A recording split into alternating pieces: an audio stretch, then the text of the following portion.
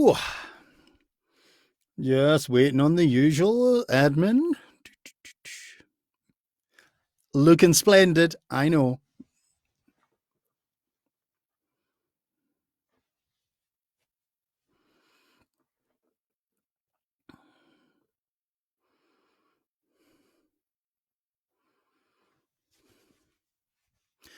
Just waiting on the admin, folks. Jeez, I'm getting grey in my beard. Look at that. When did that happen? Bam, bam, bam. Sound is on.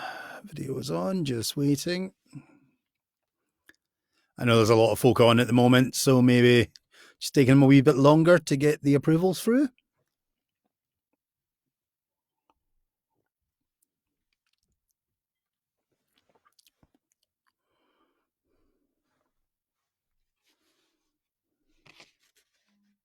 Excellent. There we go, folks. We are ready to go. I'm just checking something very quickly at my side here. Okay. Oh, sorry. Thank you, Nicole. That's lovely. Thanks. Thanks for approving. So, folks, hello. Welcome back. Socially Distant Fest. My name is Callum Lycan, Callum Lycan Storytelling. As you can see, I'm a little bit dressed up today. I'm actually wearing a kilt. I'm wearing everything. I'm wearing my proper Scottish gear today because today was actually going to be my first live gig of the season. I was supposed to be going up to a wee place in Alberta called Sedgwick for the Flagstaff Scottish Society's Tartan Day event. Now, Tartan Day isn't actually till Monday, but I was going to be going and I was supposed to be hosting and storytelling at the event. So I thought today I would just put on my gear, get dressed up and do some storytelling. I've actually just finished one on my personal Facebook page, about a 2-hour session of stories. And I thought I would just come on and entertain you guys with a quick story as well today. Now, before we begin, I'm going to always say this. Bear in mind, Socially Distant Fest is this wonderful initiative that's been set up, and there's loads of amazing performers on it. All the performers that are on it, a lot of us are full-time professional performers like myself, and that means that pretty much we're out of work at the moment.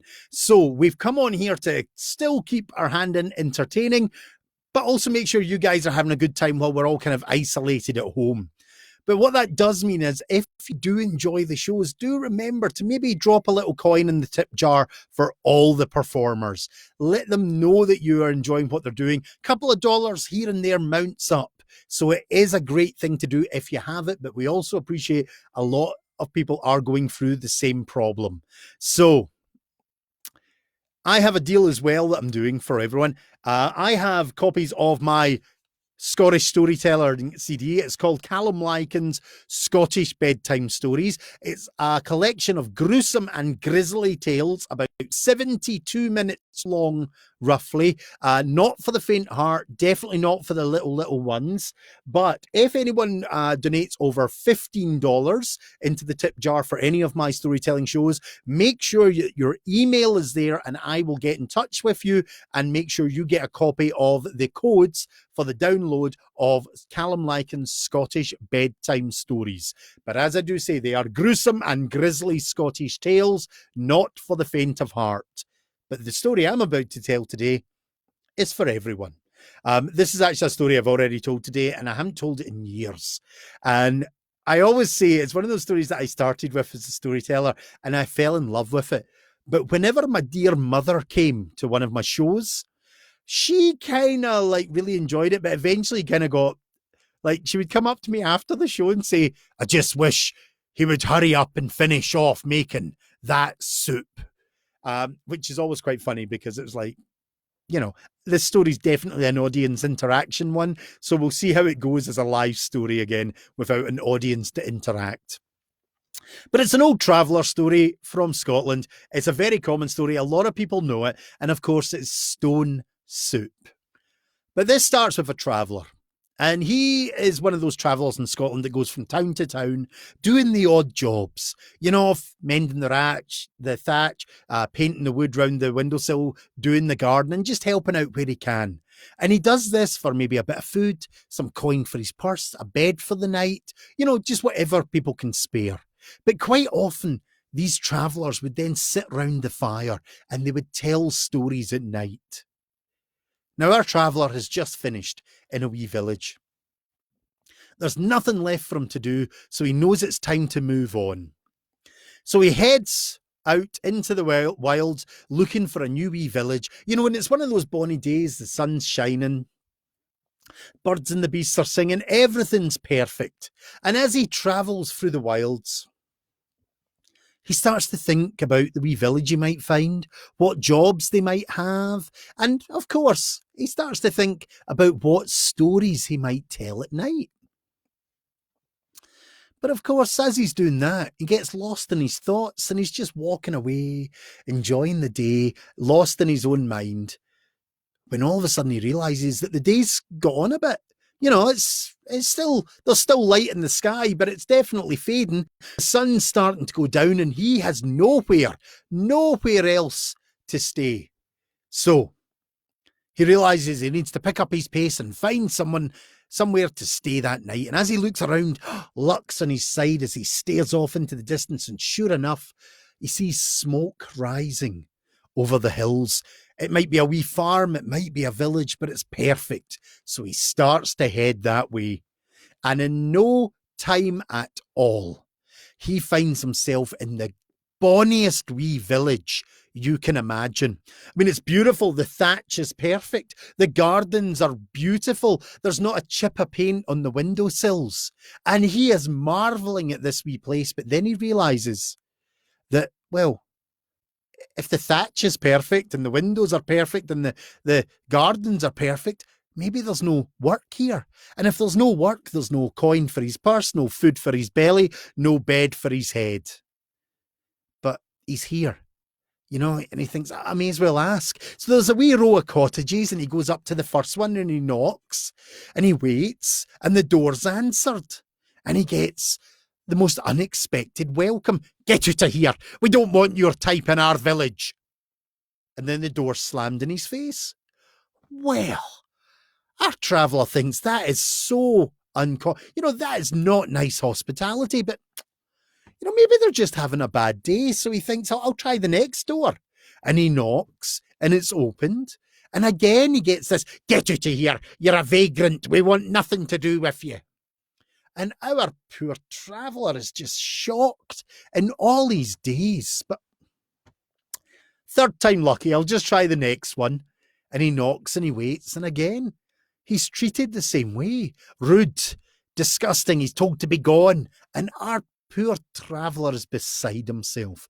In all these days, this has never happened. But he knows when to give up, and he remembers there's a wee forest just down the road. I'll go make myself a wee bed and a wee fire, and I'll just sleep rough tonight. It's been done before.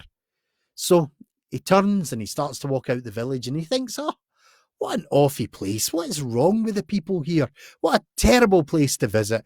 And as he does that, he just turns to look at the village one last time, and then his eyes fall on it. Right in the heart of the village, there is this. I mean, it's a beautiful looking house, but the thatch is falling apart. The windows, you're lucky if there's any paint left on them. In the garden, it's filled with weeds. And our traveller looks at this and he thinks, that's the one. They're bound to have work. They're bound to have something for me. I might make some coin or a bed for the night or a bit of food for my belly. That's the place for me. So he marches over to the door, he knocks on it, and then he kind of, gets himself all neatened up and, brushes back his hair and puts on his best smile and waits for the door to be open. And as soon as the door is open, he wishes they hadn't bothered. Because coming out is a right sour-faced wee wifey.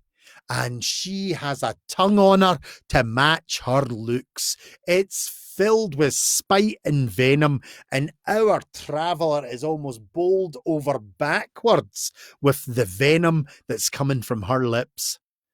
Now, you'll forgive me, ladies and gents, if I do not repeat any of the words that were spoken that day, for Your ears are far too sophisticated and delicate for such vile language. But let me just say that our poor traveller was speechless. He couldn't say anything. He could just look, and then he just turned and started to walk away, disgusted and upset. And he's thinking, what a horrible village. I mean, what has happened here to make everyone so bitter? And he thinks, I'm never coming back here again. No, I'm never coming back here again. And that phrase keeps going through his head. I'm never coming back here again. And then it comes to him. Wait a minute. If I'm never coming back here again, I may as well have a little bit of fun while I'm still here. And with that, he spins on his heels and looks at that sour-faced wifey. Madam, I think you've got me all wrong. I'm kind of believing you thought I was coming here to, I don't know, mend your thatch or beg for some food or I don't know, do your gardening for some coin. No, you've got me wrong. You see, I was on my way into your beautiful village and luck was on my side today. Oh, you'll never believe what I found. You know, I was walking in and I found this perfectly good stone lying just abandoned in the middle of the road. And all I want to ask you is if you could fill my wee pot here with some water, because I just fancy making myself some soup. Now, this wee wifey does a wee double take. And she realises what this man said. And she looks at the stone and the pot and she looks at him. And she is no one to pass the opportunity to make someone look stupid. So she grabs that pot and she's running in the house to fill it with water, laughing to herself, thinking, what a fool I'll make of this man. And in the meantime, our traveller's made himself a wee pile of sticks and lit a fire. So when that pot comes out, straight onto the fire it goes. And in no time at all, the water's boiling and bubbling and the steam's rising. And our traveller takes his stone and plop in to the fire, into the pot. And then he watches as the water boils and the steam rises. He takes a wee spoon from his pouch and he stirs it and the steam rises and he's like, oh, that is heavenly. Oh, my belly's fair rumbling at the thought of having this. And all the time, this wee wifey's staring at him like he's gone in the head. But because our traveller's making such a show of it, all the other villagers have now come out to see what's happening. And he's listening to them as he's stirring and tasting the water, listening to what they're saying, and he can hear them. Oh, see that guy there? He says he's making some soup from a stone there, aye. And someone over here is going, oh, aye, I see that. I see him, aye. There's that stone boiling away, aye. And of course, our traveller knows he's got them. So he starts to wind up the band and he tastes it. Oh, gorgeous, stirs it, tastes it again. Oh, that is going to be the bit. You know, something's missing. What is missing from this soup? Oh, of course, salt. Ah, I forgot to bring some salt. Now, our sour-faced wifey is literally watching all this bamboozled, and now all she hears is salt. So she thinks to herself, well, I've got some salt. And before she even knows she's done it, she's ran inside, she's grabbed some salt, and into the pot it goes, and our traveller stirs. And he tastes it. Oh, mwah, magnificent. Couple more minutes. That will be ready. That is going to be a brilliant... But you know what? I'm such a dunderhead. And I saw a field of them as I was walking into the village. I can't believe it. I knew I should have grabbed some for this soup because there's nothing that goes better with stone soup than a wee bit of potato. Now, the villagers are all listening to this. And one of the villagers is sitting back there going, well, I've got a couple of spare potatoes in my pantry. So they run and they grab the potatoes and give them to the traveller, and into the soup it goes. And he stirs it and he tastes it and he's like, oh, That's perfect. Stone and potato soup. Oh, there's nothing. But you know what? If I just had a few carrots, this stone and potato soup would just be perfect. And again, somebody's like, oh, I've got some carrots. And they run off and grab them, and into the pot goes the carrots. So now he's stirring and he's tasting, and he is playing them a fine tune. Ah, if I just had this, and I don't know. Everything he mentions, parsley, chicken, beef, every vegetable, every bit of meat that's mentioned goes into that pot. And all of a sudden, our traveller is stirring a huge, bubbling pot of soup, and the villagers are amazed because they're looking at this pot and they can't believe their eyes, because they're all going, but that's just made from a stone. That's soup from a stone. And our traveller's trying not to laugh, and he's trying to hold his smile, but he's a good man. And he says to all the villagers, why don't you get yourself a wee bowl and we'll share this? And that day they all sit round having a wee bit of this beautiful soup. And once that pot's emptied, our traveller gives it a rinse. He cleans off the stone. He cleans out his bowl. He looks at all the happy, contented and joyful villagers. And then he thinks, I better get out of here before they realise what I've done. And he starts to creep his way back out of the village before anyone sees him. But then he can't stop himself. One last bit of mischief needs to be had. And he turns and he sees that sour-faced wee wifey, and he goes over to her. Madam, you have been so generous, so kind to me today. I want to give you a gift. And into her hand, he plops the stone. And then he looks at her square in the eyes and says, now, madam, you take care of that stone, because I reckon that stone's got at least another good 10 stalks left in it. And with that, he spins on his heels and merrily walks out of the village, never to be seen again. But ladies and gentlemen, the reason I'm telling you this story is because many people like to travel to Scotland, and they like to try the whiskey, and they like to see the scenery. And a lot of people ask me about the food. And I'm going to tell you this. There is a wee village still in the Highlands.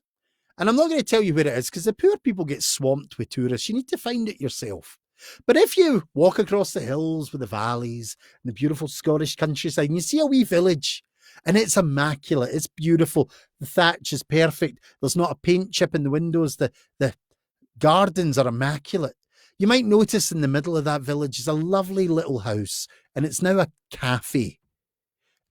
If you find that village with that cafe, go in, sit down, and order their soup. And when you smell that soup, your mouth will just start drooling. When you taste it, your belly will be in heaven, because you are tasting an ancient recipe for soup in Scotland. It's been passed down now from generation to generation to generation, and it is the finest soup you will ever taste. And to this day, they still use only one ingredient, the finest ingredient of them all, a simple Scottish stone. Thank you. So thank you for joining me again, guys. Just a quick story today, but I hope you enjoyed it. It's an old one. It's all around the world. That's the Scottish version. There's many others from other countries. Stories travel. It's one of the most beautiful things about them. So do bear in mind, we are on the Socially Distant Fest. If you do enjoy these stories, I do have an option for e-transfers or a tip jar below on the comments. Please, if you enjoy them, do donate something. A couple of dollars here and there makes all the difference to us performers that are currently not working. Anyone that donates over $15, I will send them the codes for my Scottish it's not focusing, blast. My Scottish Bedtime Stories CD, about 72 minutes of gruesome and grisly tales for your listening pleasure. So anything over $15 donated or tipped, should I say, I will send you the details of how to access the download code exclusive to each card and how to access it. And basically that will give you a copy of my storytelling CD online. Do make sure that your email is attached though, so I can get in touch with you to send that back. I don't use your data for anything beyond that. To be honest, I always delete the emails after anyway. So it's literally so I can send you a copy of the download card for my storytelling CD. But thank you very much for joining, folks. You have been amazing. Thank you for your ears, for your eyes again. I'm sorry, maybe one day I'll get to perform live for you at an event if you're coming. As I say, my season started today. So that's why I'm here telling you stories, because I hate the fact that I'm not up the country telling to a live audience. I'm now telling to a live audience I can't see, which is a bit weird. I like seeing your beautiful faces. Thanks very much, folks. Have a lovely day. Enjoy the rest of your weekend. I'll be back on. We are on Saturday, aren't we? Yeah, I'll be back on tomorrow on Sunday, if that's right. I think a lot of people are forgetting what day it is. It's been a pleasure. Thank you.